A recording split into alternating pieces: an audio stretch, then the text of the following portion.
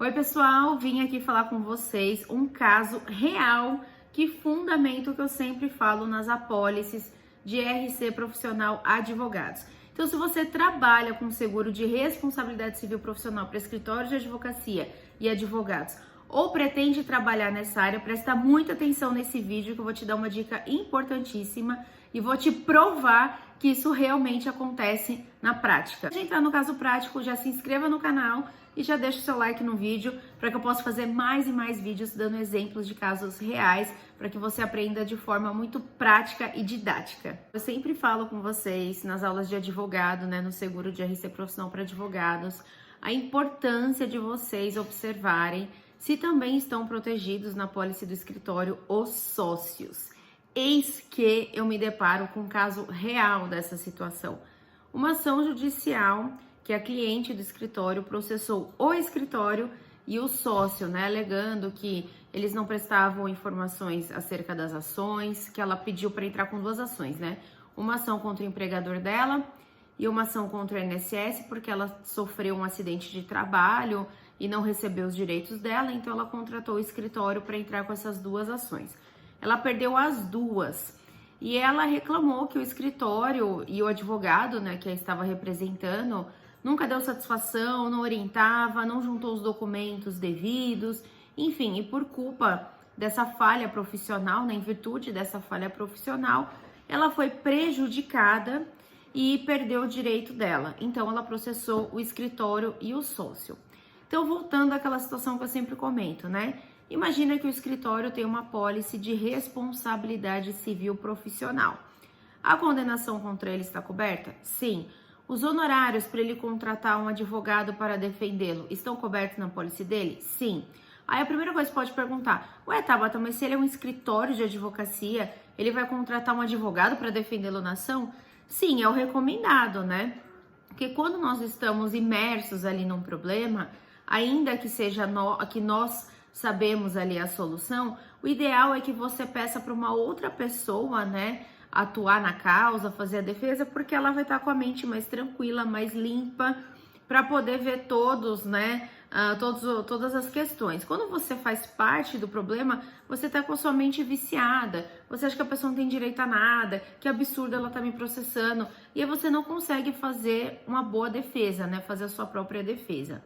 Então, apesar dele ser um escritório de advocacia ou segurado, ele também tem direito aos custos de defesa e até é recomendado que ele contrate um outro colega para defendê-lo, E aí entra uma outra pergunta. Se ele fizesse a própria defesa, ele poderia cobrar da seguradora pelo tempo, pelo horário ali, os custos de defesa, quanto ele cobraria de um cliente e como ele está atuando na própria defesa, ele pode pedir ali essa indenização para a seguradora? Não. A seguradora não paga os honorários dele se ele estiver atuando em causa própria, Ele não tem esse direito. Então, no seguro de RC profissional para advogado, sempre surge essa dúvida. Ele tem o direito somente se ele contratar um outro advogado para defendê-lo. Então, o escritório de advocacia, ele tendo contratado a apólice dele, ele teria cobertura. Mas não foi só o escritório processado, o advogado também foi processado, o advogado sócio, Lembra que eu falei no começo do vídeo? E o advogado sócio, ele também poderia contratar um advogado e a condenação referente à parte dele teria cobertura na apólice? Depende. Essa apólice cobre o sócio? Na definição de segurado, cita o sócio?